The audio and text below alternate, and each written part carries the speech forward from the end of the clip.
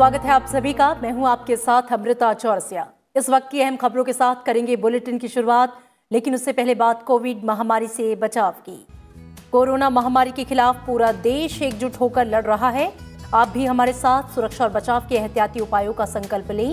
अपना मास्क अच्छी तरह से पहनें, 2 गज की दूरी का पालन करें, सुरक्षित दूरी बनाए रखें, साथ ही अपने हाथों को बार बार धोएं।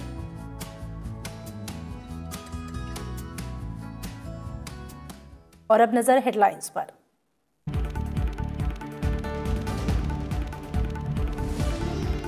देश भर में दुनिया का सबसे बड़ा कोविड टीकाकरण अभियान आज से शुरू। प्रधानमंत्री नरेंद्र मोदी ने सभी राज्यों में एक साथ वीडियो कॉन्फ्रेंसिंग के जरिए किया शुभारंभ। कहा, मेड इन इंडिया वैक्सीन किफायती और पूरी तरह से सुरक्षित। कोरोना वायरस से जान गंवाने वालों को याद कर प्रधानमंत्री हुए भावुक।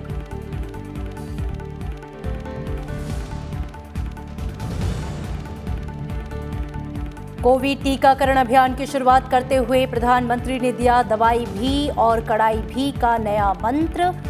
देश में कम समय में 2 वैक्सीन के निर्माण को बताया बड़ी उपलब्धि। वैक्सीन को लेकर अफवाहों पर ध्यान नहीं देने की अपील।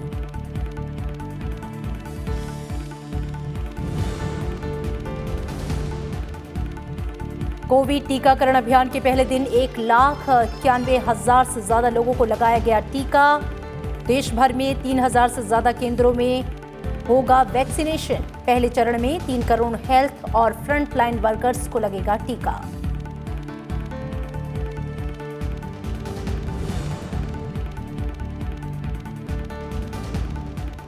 प्रधानमंत्री नरेंद्र मोदी ने स्टार्टअप्स के लिए 1,000 करोड़ रुपए के सीड फंड का किया ऐलान। प्रारंभ स्टार्टअप इंडिया इंटरनेशनल समिट में कहा, लोग नौकरी की जगह स्टार्टअप्स पर दे रहे हैं जोर। भविष्य के एंटरप्रेन्योर्स भारत में होंगे तैयार। और राज्यसभा की कार्यवाही के दौरान क्षेत्रीय भाषाओं का बढ़ा इस्तेमाल। पिछले 14 साल में क्षेत्रीय भाषाओं के इस्तेमाल में 5 गुना इजाफा। 2018 से 2020 के दौरान सदन में 1952 के बाद पहली बार हुआ डोगरी, कश्मीरी, कोंकणी और संथाली का प्रयोग।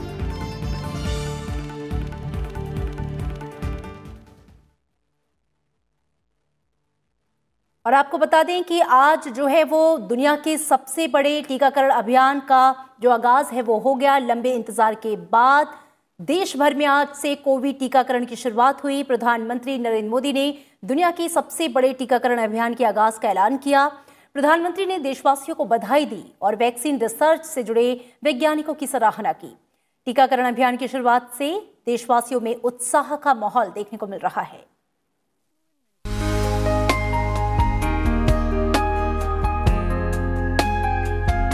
दुल्हन की तरह सजे अस्पताल, आरती की थाली लेकर खड़े स्टाफ,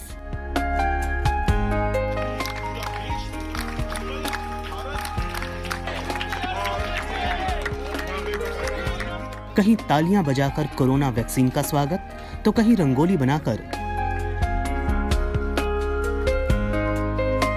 ये सभी तस्वीरें गवाह हैं दुनिया के सबसे बड़े टीकाकरण अभियान की शुरुआत की, जिसका शुभारंभ प्रधानमंत्री नरेंद्र मोदी ने किया। सर्वे भवन्तु सुखिनः, सर्वे सन्तु निरामयाः। इस मौके पर प्रधानमंत्री ने कहा कि आमतौर पर एक वैक्सीन बनाने में बरसों लग जाते हैं, लेकिन इतने कम समय में एक नहीं बल्कि 2 मेड इन इंडिया वैक्सीन तैयार हुई हैं। उन्होंने कहा कि कई और वैक्सीन पर भी तेजी से काम चल रहा है।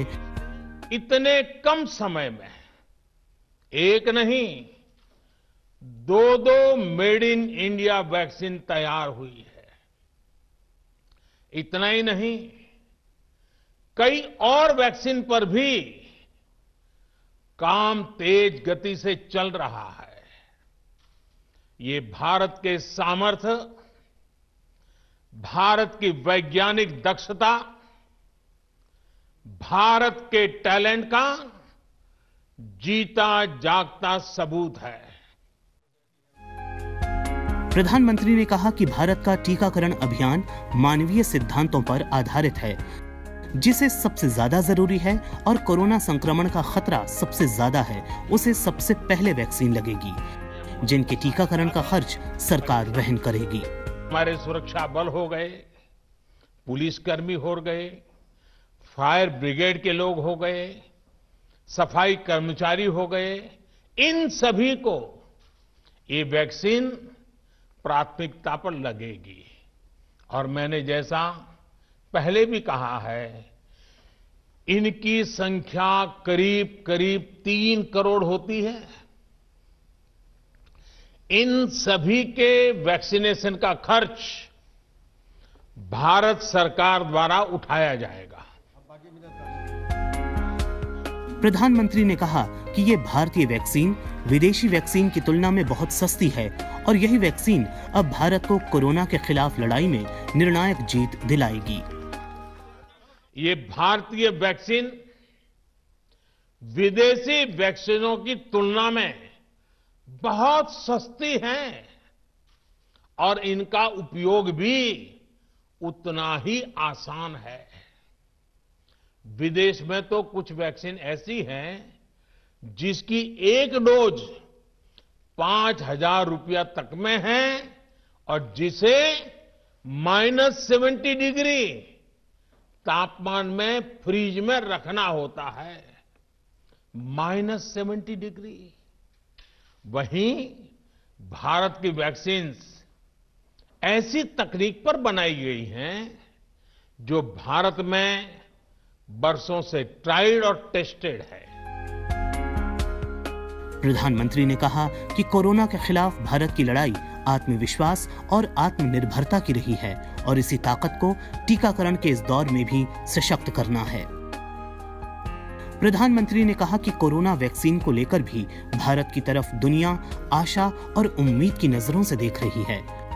उन्होंने कहा कि टीकाकरण अभियान जैसे जैसे आगे बढ़ेगा, दुनिया के अनेक देशों को भारत के अनुभवों का लाभ मिलेगा। उन्होंने कहा कि भारत की वैक्सीन उत्पादन क्षमता पूरी मानवता के हित में काम आए, ये हमारी प्रतिबद्धता है। Bureau report, Rajya Sabha TV. प्रधानमंत्री नरेंद्र मोदी ने कोरोना वैक्सीन को लेकर देशवासियों से किसी भी तरह की अफवाहों से बचने की अपील की।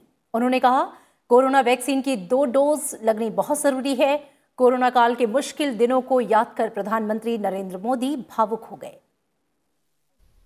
अब हमें नया प्रण लेना है, दवाई भी कड़ाई भी।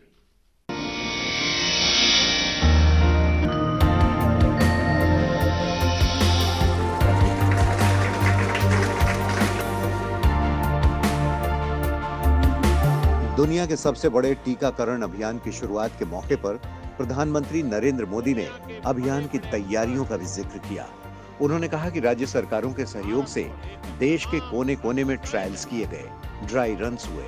उन्होंने बताया कि विशेष तौर पर बनाए गए कोविन डिजिटल प्लेटफॉर्म में टीकाकरण के लिए रजिस्ट्रेशन से लेकर ट्रैकिंग तक की व्यवस्था है।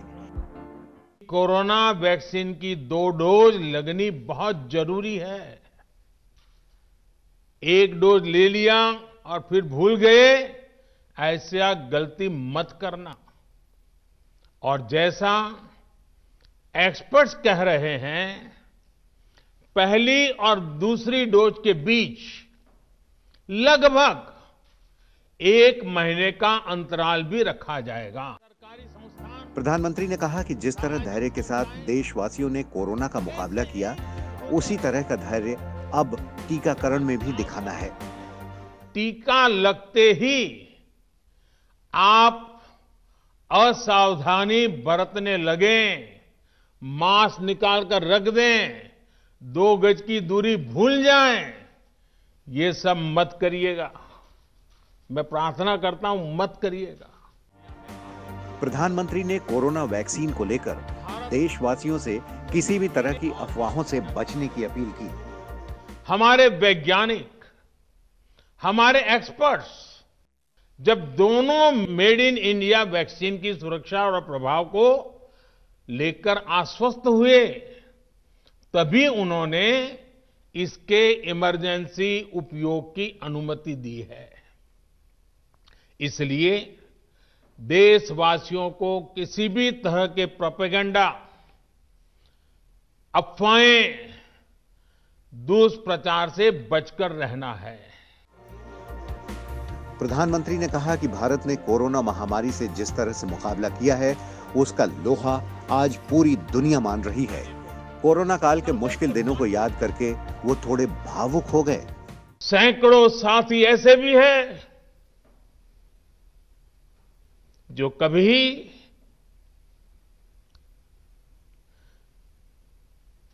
घर वापस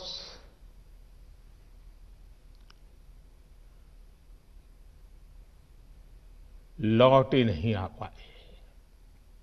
एक एक जीवन को बचाने के लिए अपना जीवन आहूत कर दिया। प्रधानमंत्री ने कहा कि ये टीकाकरण अभियान लंबा चलेगा। प्रधानमंत्री ने इस अभियान से जुड़ी प्रक्रिया का हिस्सा बनने के लिए और वॉलंटियर्स से आगे आने की अपील की। साथ ही टीका लगने के बावजूद एक बार फिर सतर्कता बरतने का संकल्प भी याद दिलाया। तो आइए हम सब भी प्रण लें, दवाई भी, कड़ाई भी। Bureau report, Rajya Sabha TV. पहले दिन देश के सभी राज्यों और केंद्र शासित प्रदेशों में 3000 से अधिक टीकाकरण केंद्रों पर अभियान की शुरुआत हुई। टीका लगवाने पहुंचे लोगों में खासा उत्साह दिखाई दिया। पहले दिन कई जानी मानी हस्तियों ने भी टीका लगवाया। देश भर में कोरोना वैक्सीन अभियान की शुरुआत पर उपराष्ट्रपति एम वेंकैया नायडू, गृह मंत्री अमित शाह समेत कई हस्तियों ने शुभकामनाएं दी। दिल्ली, गुजरात, महाराष्ट्र और जम्मू कश्मीर समेत देश के सभी राज्यों और केंद्र शासित प्रदेशों में कोविड टीकाकरण अभियान की शुरुआत हो गई।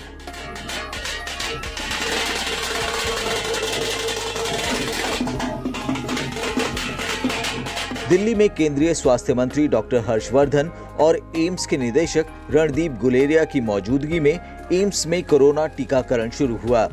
एम्स में एक सफाई कर्मचारी मनीष को कोरोना वायरस का पहला टीका लगाया गया।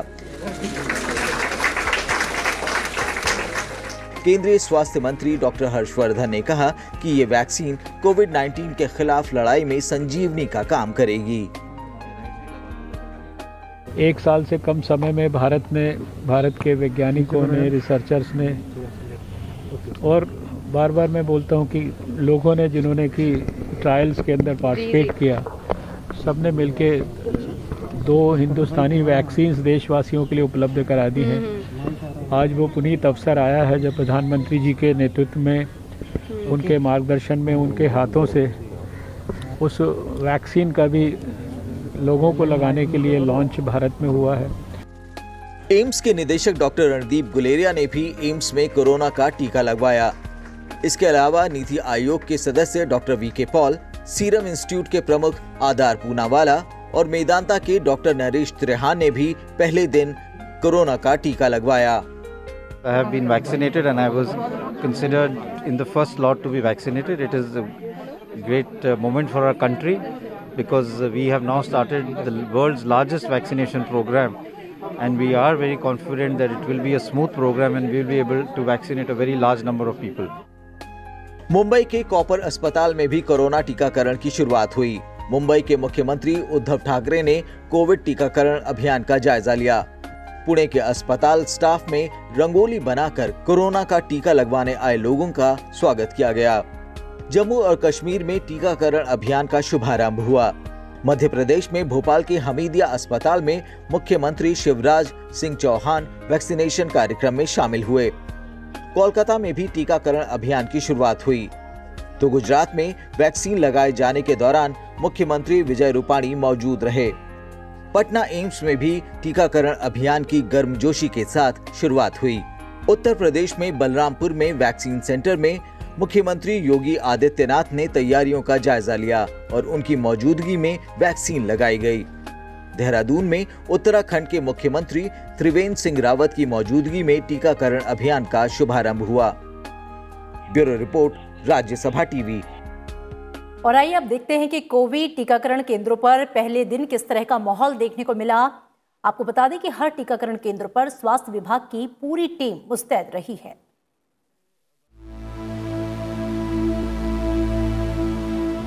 दिल्ली के राम मनोहर लोहिया अस्पताल में भी कोविड-19 टीकाकरण अभियान शुरू हो गया है। टीकाकरण केंद्र पर स्वास्थ्य विभाग की टीम ने गाइडलाइन के मुताबिक पूरी तैयारी की है। सबसे पहले रजिस्ट्रेशन के बाद लोगों को टीकाकरण के लिए ले जाया गया। इसके बाद लोगों को ऑब्जर्वेशन के लिए कुछ देर के लिए रोका गया। किसी भी व्यक्ति को कोई भी परेशानी होने की स्थिति में स्वास्थ्य विभाग ने वेंटिलेटर समेत जरूरी स्वास्थ्य उपकरण की भी व्यवस्था ऑब्जर्वेशन सेंटर में की है। बेसिकली ये जो सारे प्रोटोकॉल डिसाइड किए गए हैं वो मिनिस्ट्री से किए गए हैं।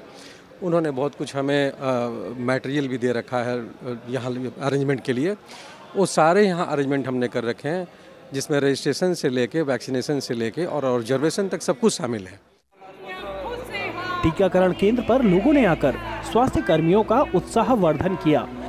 इसके अलावा स्वास्थ्य राज्य मंत्री अश्विनी कुमार चौबे ने भी टीकाकरण केंद्र पर पहुंचकर प्रक्रिया का जायजा लिया। टीकाकरण के लिए लोगों में भी वैक्सीनेशन को लेकर खासा उत्साह दिखाई दिया। बहुत ज़्यादा उत्साह जी। मैं यहाँ पे आरएमएल हॉस्पिटल का स्टाफ हूँ और मेरा नाम आया, मुझे बहुत खुशी हुई। मैं सुबह से आके रेडी था और लगवा के यहाँ पे वेट करने के लिए बोला गया है आधे घंटे के लिए मुझे। कि सब लोग बहुत जूझ रहे हैं इस मुश्किल टाइम से और मुझे लगता है कि हर कोई लोग मतलब आगे बढ़ के देख रहा था कब वैक्सीन आएगी और आज वो अच्छा दिन है। आज का दिन हमारे लिए बहुत बड़ा है क्योंकि हमने बहुत तैयारी कर रखी थी वैक्सीनेशन के लिए। और अगर हमें कोरोना को जड़ से खत्म करना है, इसको देश में इरेडिकेट करना है तो हमें वैक्सीन लगवानी ही चाहिए। केंद्र सरकार ने देश में शुरुआती चरणों में हेल्थ वर्कर, कोरोना वॉरियर्स और बुजुर्गों को वैक्सीन देने का निर्णय किया है। इसी आधार पर अस्पताल में आज से स्वास्थ्य सुविधाओं से जुड़े लोगों का टीकाकरण शुरू किया गया। लंबे अरसे से देशवासियों को इंतजार था कि कोविड टीकाकरण अभियान की शुरुआत कब होगी। आज वो अहम दिन आ ही गया। हालांकि कोविड टीकाकरण के बावजूद लोगों को एहतियात बरतना जारी रखना होगा। कैमरामैन राज ठाकुर के साथ Navvikram Singh, Rajya Sabha TV, Delhi. Covid vaccine के शुरुआत के बीच केंद्रीय स्वास्थ्य मंत्री डॉक्टर हर्षवर्धन ने राज्यों के और केंद्र शासित प्रदेशों के स्वास्थ्य मंत्रियों के साथ वीडियो कॉन्फ्रेंसिंग के जरिए बैठक की। उन्होंने कहा कि पिछले 1 साल में कोरोना के खिलाफ लड़ाई में भारत ने काफी हद तक सफलता हासिल की है। पिछले 3-4 महीनों के आंकड़ों पर नजर डालें तो हमारी रिकवरी दर बढ़ रही है और मृत्यु दर में कमी आई है। उन्होंने राज्यों को वैक्सीन को लेकर अफवाह फैलाने वालों के प्रति सचेत किया। स्वास्थ्य मंत्री ने कहा कि आज का दिन पिछले 1 साल में हम सभी के लिए राहत का दिन है।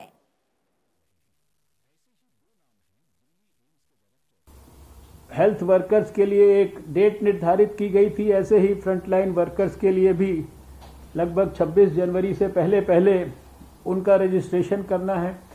तो लगातार जो रणनीति बनाई गई है उसी के हिसाब से हमको चलना है। ये वैक्सीनेशन का कार्यक्रम दिन प्रतिदिन और स्मूथ होता जाए, इसमें किसी भी प्रकार का कोई भी कमी ना रहे। कोविड टीकाकरण को लेकर स्वास्थ्य मंत्रालय ने बताया कि आज 1,91,000 से अधिक लोगों को टीका लगाया गया। इस दौरान टीकाकरण के बाद किसी के अस्पताल में भर्ती होने का कोई मामला अब तक सामने नहीं आया। 3,351 सेशन साइट्स पे दोनों किस्म के वैक्सीन को लगाया गया। यहाँ पर मैं आपको पहले उन 11 राज्यों के नाम बता रहा हूँ जहाँ पे दोनों किस्म के वैक्सीन लगाए गए और कितने सत्र वहाँ पे आयोजित किए गए। असम में 65, बिहार 301, दिल्ली 81, हरियाणा 77, कर्नाटका 242, महाराष्ट्र 285, ओडिशा 161, राजस्थान 167, तमिलनाडु 160। लोग अब नौकरी की जगह स्टार्टअप्स पर जोर दे रहे हैं। दुनिया के सबसे बड़े स्टार्टअप इंडिया इंटरनेशनल सम्मेलन प्रारंभ को संबोधित करते हुए प्रधानमंत्री नरेंद्र मोदी ने ये बातें कही। इस मौके पर प्रधानमंत्री ने कोरोना के खिलाफ लड़ाई से लेकर वैक्सीन बनाने तक अनुभवों को साझा किया। उन्होंने कहा कि अपने उन अनुभवों के साथ आज बिम्स्टेक देशों के हमारे युवा और उद्यमी इस प्रारंभ समिट में शामिल हो रहे हैं। उन्होंने कहा कि आज ही भारत ने कोरोना के खिलाफ ऐतिहासिक सबसे बड़ी वैक्सीनेशन ड्राइव शुरू की है। ये दिन हमारे वैज्ञानिकों, युवाओं और हमारे उद्यमों की क्षमताओं और हमारे डॉक्टरों स्वास्थ्य कर्मियों के परिश्रम और सेवा भाव का साक्षी है। आज स्टार्टअप इंडिया मूवमेंट अपने सफल 5 साल पूरे कर रहा है और आज ही भारत ने कोरोना के खिलाफ सबसे ऐतिहासिक लार्जेस्ट वैक्सीनेशन ड्राइव प्रारंभ की है। ये दिन हमारे वैज्ञानिकों, हमारे युवाओं और हमारे उद्यमियों की क्षमताओं और हमारे डॉक्टर्स, नर्सेज, हेल्थ सेक्टर के लोगों के परिश्रम और सेवा भाव का साक्षी है। प्रधानमंत्री नरेंद्र मोदी ने कहा कि अब लोग नौकरी की जगह स्टार्टअप पर जोर दे रहे हैं। उन्होंने कहा कि इस समय की मांग है कि भविष्य की टेक्नोलॉजी एशिया की लैब से निकले। भविष्य के एंटरप्रेन्योर्स हमारे यहाँ तैयार हों। इसके लिए एशिया के उन देशों को आगे आकर जिम्मेदारी लेनी होगी जो एक दूसरे के साथ मिलकर काम कर सकते हैं, एक दूसरे के लिए काम कर सकते हैं। साथ ही प्रधानमंत्री नरेंद्र मोदी ने स्टार्टअप के लिए 1000 करोड़ रुपए के सीड फंड का ऐलान किया। ये सदी डिजिटल रिवॉल्यूशन और न्यू एज इनोवेशन की सदी है और इस सदी को एशिया की सदी भी कहा जाता है और इसलिए ये समय की मांग है कि भविष्य की टेक्नोलॉजी एशिया की लैब से निकले। भविष्य के एंटरप्रेन्योर्स हमारे यहां से तैयार हों।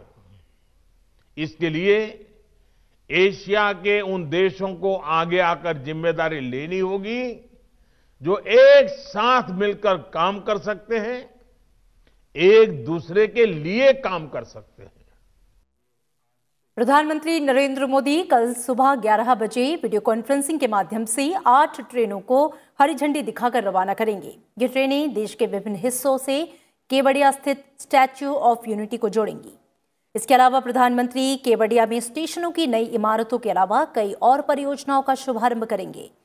केवड़िया स्टेशन भारत का वो पहला रेलवे स्टेशन होगा जिसे ग्रीन बिल्डिंग प्रमाण पत्र मिला है।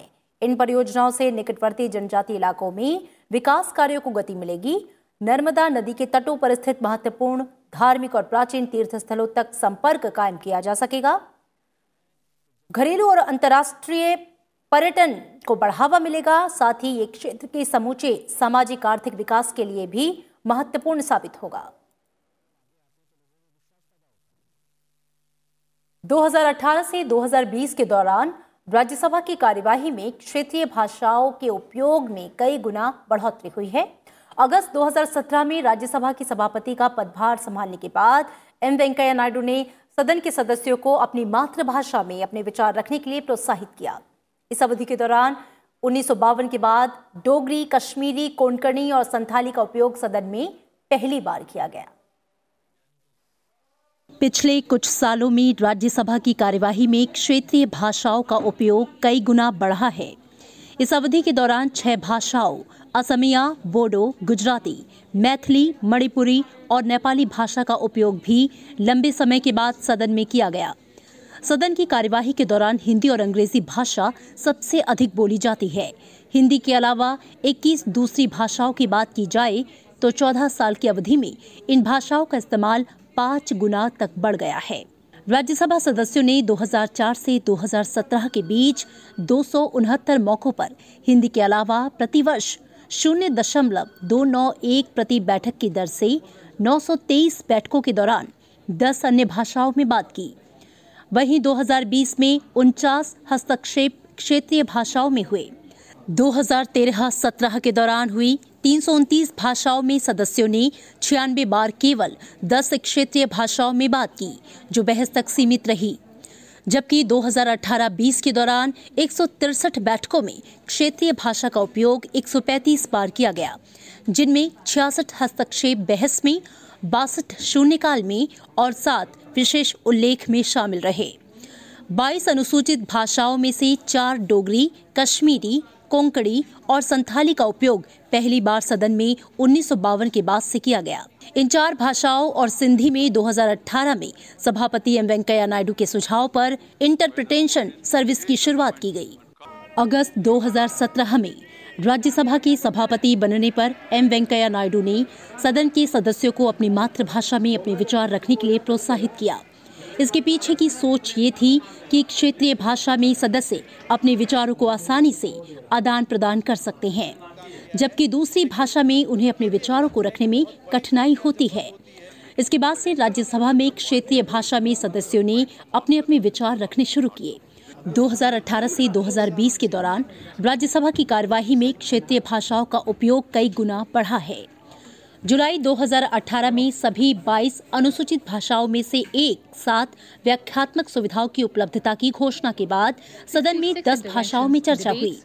संस्कृत की बात करें तो 2019 से 2020 के दौरान 12 हस्तक्षेप इस भाषा में किए गए, जिसके बाद हिंदी, तेलुगु, उर्दू और तमिल के बाद आने वाली 22 अनुसूचित भाषाओं में से संस्कृत 5वीं व्यापक रूप से इस्तेमाल की जाने वाली भाषा के रूप में उभरी है।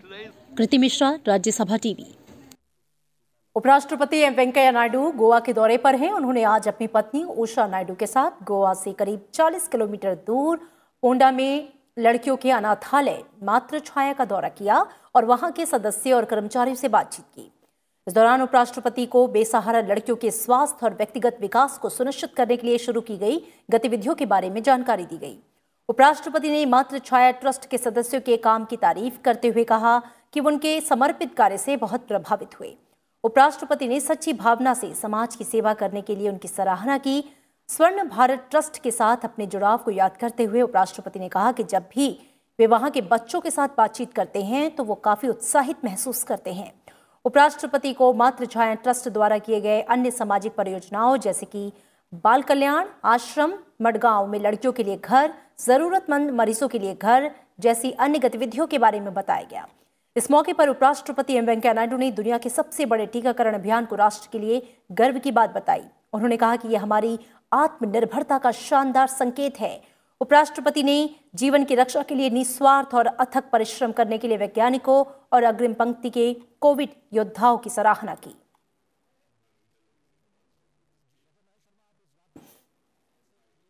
रिजर्व बैंक ऑफ इंडिया के गवर्नर शक्तिकांत दास ने सरकारी और प्राइवेट बैंकों समेत नॉन बैंकिंग फाइनेंशियल कंपनियों के गवर्नेंस स्ट्रक्चर को और मजबूत करने की वकालत की है। 39वें पालखीवाला मेमोरियल लेक्चर को संबोधित करते हुए उन्होंने कहा कि जब तक बैंकों और एनबीएफसीज का गवर्नेंस स्ट्रक्चर मजबूत नहीं होगा तब तक सिस्टम में वित्तीय स्थिरता नहीं आएगी। Globally, the concept of financial stability has been evolving over time. With increasing complexity of the financial system, the focus of financial stability has moved beyond commercial banks and providing them liquidity during bank runs to other segments like non-bank financial institutions, financial markets, payment systems, etc. The focus area has thus widened to several other pressure points to prevent financial instability. Bharat का 91वां अंतर्राष्ट्रीय film महोत्सव आज से गोवा में शुरू हो गया। राजधानी पणजी के श्यामा प्रसाद मुखर्जी स्टेडियम में उद्घाटन समारोह आयोजित किया गया। केंद्रीय मंत्री प्रकाश जावड़ेकर ने अंतर्राष्ट्रीय फिल्मोत्सव का उद्घाटन किया। समारोह के दौरान दुनिया भर की सर्वश्रेष्ठ फिल्में दिखाई जाएंगी। कोरोना महामारी के बीच ये महोत्सव पहले से अलग होगा। इस साल सीमित संख्या में दर्शक मौजूद रहेंगे। इसके अलावा ऑडिटोरियम में भी दर्शकों के बैठने की क्षमता अधिक कर दी गई है। साथ ही कोरोना से बचाव के सभी आवश्यक उपाय किए जा रहे हैं। इस बार के समारोह में 224 फिल्में दिखाई जानी हैं।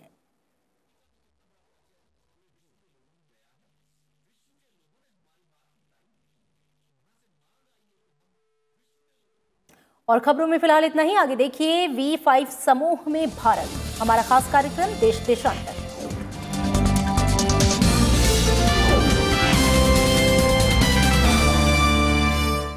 और फिलहाल इस बुलेटिन में इतना ही। चलते चलते एक बार फिर से आपसे अपील कि कोरोना महामारी के खिलाफ पूरा देश एकजुट होकर लड़ रहा है। आप भी हमारे साथ सुरक्षा और बचाव के एहतियाती उपायों का संकल्प लें। अपना मास्क अच्छी तरह से पहनें, 2 गज की दूरी का पालन करें, सुरक्षित दूरी बनाए रखें, साथ ही अपने हाथों को बार बार धोएं।